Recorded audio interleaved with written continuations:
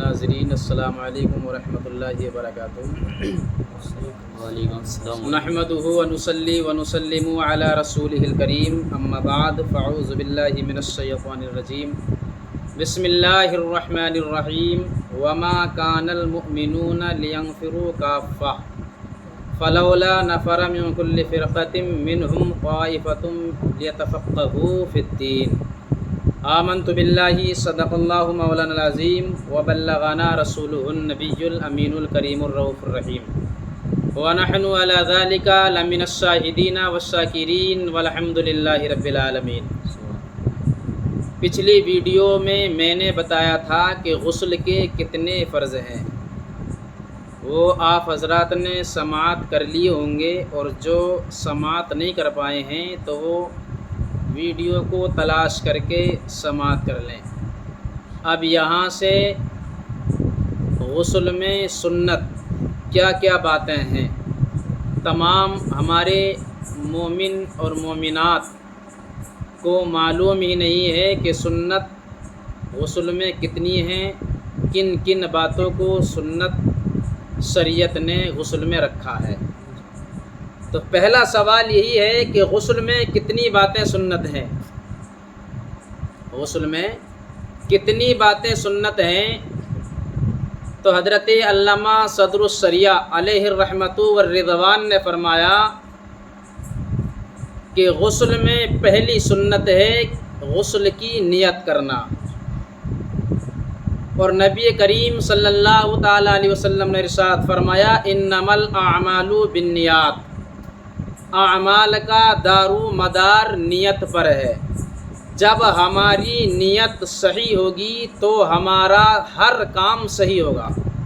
صرف ایک غسل ہی نہیں ہے، بات غسل کی چل رہی ہے، لیکن ایک غسل ہی نہیں، جس چیز میں بھی ہمارا کوئی سا بھی کام ہو، اگر نیت صحیح ہوگی تو وہ کام صحیح ہوگا، اور اگر ہم نے نیت نہیں کی ہے تو کام ہمارا صحیح نہیں ہو سکتا۔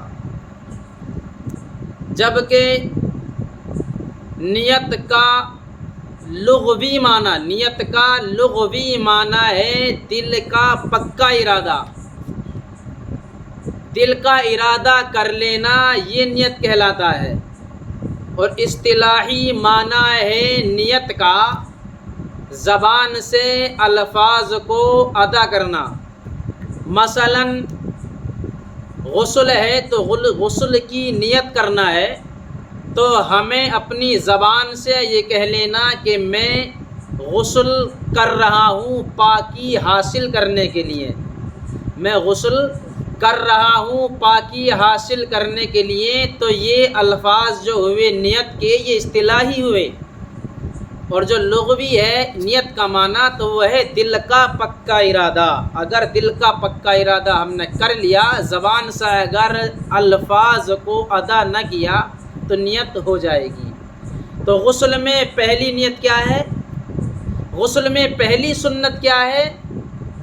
نیت کرنا، غسل کی نیت کرنا، یہ پہلی سنت ہے۔ پھر اگلی سنت ہے دونوں ہاتھوں کو گٹوں تک دھونا، دونوں ہاتھوں کو گٹوں تک دھونا، یہ کیا ہے؟ غسل میں سنت ہے۔ کتنی بار دھونا ہے؟ ایک بار نہیں، 3 بار دھونا، یہ غسل میں گٹوں تک ہاتھوں کو دھونا سنت ہے۔ اس کے بعد میں کیا ہے؟ بہت جلدی بات کو ختم کروں۔ اس کے بعد میں کیا ہے؟ استنجے کی جگہ کو دھونا، کیا ہے کی؟ استنجے کی جگہ کو دھونا، یہ بھی سنت ہے۔ استنجے کی جگہ کو دھونا یہ سنت۔ اس کے بعد میں بدن پر جہاں کہیں بھی نجاست غلیظہ یا نجاست خفیفہ لگی ہو، نجاست غلیظہ کسے کہتے ہیں اور نجاست خفیفہ کسے کہتے ہیں؟ نجاست غلیظہ جیسے کہ لیٹرین اور گوبر، یعنی گاڑھی جو نجاست ہے، جو گاڑھی ناپاکی ہے، اسے نجاست غلیظہ کہا جاتا ہے، اور جو نجاست خفیفہ ہے وہ ہلکی ہوتی ہے، جیسے کہ پیشاب، تو پیشاب یا نالی کے پانی کی چھینٹیں یہ سب نجاست خفیفہ میں آتی ہیں۔ لیکن کچھ لوگوں میں یہ چیز ہوتی ہے کہ ایک پیشاب ہے، پیشاب اگر بڑا انسان کر دے تو لوگوں کا یہ ذہن بن گیا ہے کہ وہ ناپاک ہے، اور جو گود میں 6 ماہ کا یا 3 ماہ کا یا 10 مہینے کا بچہ جو گود میں ہے وہ پیشاب کر دے تو اس سے انسان کے کپڑے ناپاک نہیں ہوں گے۔ ایسا کچھ نہیں ہے، پیشاب ہی ہے، چاہے بڑے کا ہو یا چھوٹے کا ہو، پیشاب ہے تو پیشاب ہی ہے، اور پیشاب ناپاک ہوتا ہے۔ اگر کپڑے پر لگ جائے گا چوتھائی پر تو کپڑا ناپاک ہو جائے گا۔ جیسے کہ چپل ہے، اب چپل چاہے آپ دکان سے نئی خرید کر لائیں یا جو پیر میں پڑی ہوئی ہے پرانی وہ ہو، چپل تو چپل ہی ہے۔ چپل کا حکم یہی رہے گا کہ مسجد میں چپل لے کر کے داخل نہ ہو، چاہے اگرچہ وہ نئی ہی کیوں نہ لایا ہو، رہے گی چپل ہی۔ تو ایسے ہی ہے، چاہے چھوٹا ہو یا بڑا، پیشاب ہے وہ ناپاک ہے۔ تو یہ بھی سنت ہے کہ پورے بدن پر جہاں کہیں بھی نجاست غلیظہ یا نجاست خفیفہ لگی ہوئی ہو تو اس کو دور کرنا، اس کو صاف کرنا، یہ بھی سنت ہے۔ اور پھر نماز جیسا وضو کرنا یہ بھی سنت ہے۔ نماز جیسا وضو یعنی پہلے 3 مرتبہ گٹوں تک ہاتھ دھو لیے، اس کے بعد میں 3 مرتبہ کلی کر لی، پھر اس کے بعد میں 3 مرتبہ نرم ہڈی تک ناک میں پانی چڑھا دیا، اس کے بعد میں چہرے کو ایک کان کی لو سے دوسرے کان کی لو تک، بال جہاں پیشانی سے اگتے ہیں وہاں سے لے کر ٹھوڑی کے نیچے تک چہرے کو دھونا، اس کے بعد میں کوہنیوں تک 3 ہاتھوں کو دھو کر کے 3 مرتبہ کوہنیوں تک پانی بہانا، پھر اس کے بعد میں چوتھائی سر کا مسح کرنا، پھر اس کے بعد میں کیا کرنا، پیروں کو دھونا۔ لیکن یہاں کیا ہے، پیروں کو دھونے کا حکم جب ہے کہ جب آپ اونچی جگہ پر غسل کر رہے ہوں۔ اگر آپ کسی چوکی وغیرہ پر یا کسی اونچے پتھر پر کھڑے ہو کر کے وضو کر رہے ہیں تو پیر دھو لیے جائیں، اور اگر ایسی جگہ ہے کہ پانی کے گرنے کی چھینٹیں اڑ کر کے آپ کے پیروں پر آتی ہیں تو اس وقت آپ کو پیر دھونے کی اجازت نہیں ہے، بلکہ غسل کرنے کے بعد میں جب آپ نکل کر باہر آئیں تو پیر دھو کر کے باہر نکل کر کے آئیں۔ تو غسل وضو کرنا نماز کی طرح یہ بھی سنت ہے۔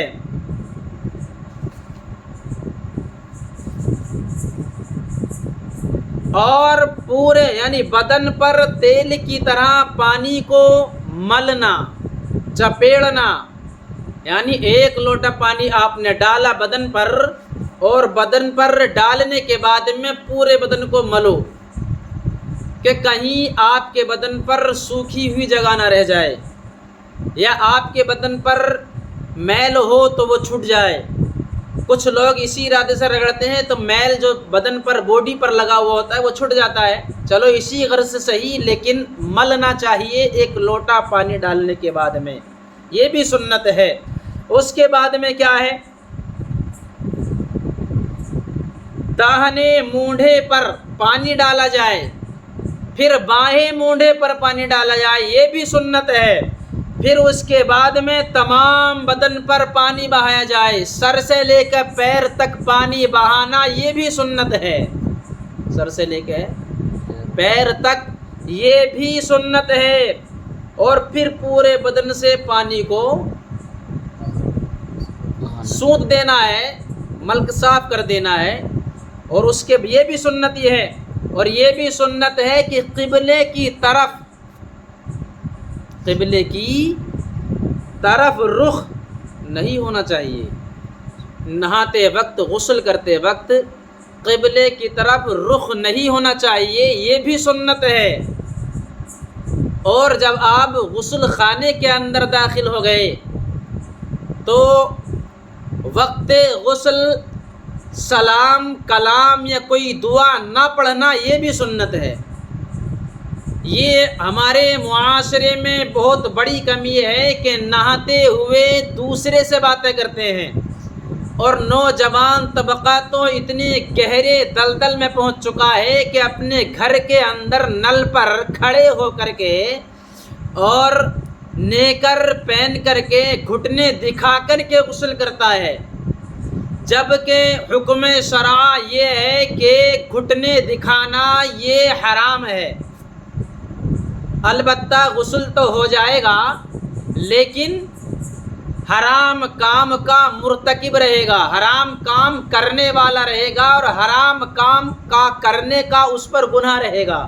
تو اس لیے ہمارے نوجوانوں کو اس سے سبق حاصل کرنا چاہیے، اور خاص کر نوجوانوں ہی کو یہ ویڈیو سننی چاہیے کہ وہ آج کے بعد کبھی نل پر کھڑے ہو کر کے اور نیکر پہن کر کے غسل نہ کریں۔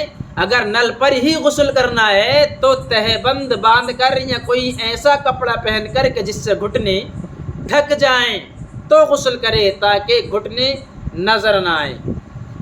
غسل خانہ ایسا ہونا چاہیے کہ اس کی چھت ڈھکی ہوئی ہو کہ جہاں کسی کی نظر نہ پڑے، دروازے پر پردہ لگا ہوا ہو یا کباڑ لگی ہوئی ہو تو غسل کیا جائے، یہ سنت ہے۔ اور نہانے کے وقت میں بتا دیا میں نے کہ نہانے کے وقت میں سلام کلام یا کوئی دعا پڑھنا یہ بھی نہیں ہونا چاہیے، نہ پڑھنا سنت ہے، بات نہ کرنا سنت ہے، سلام کلام نہ کرنا سنت ہے۔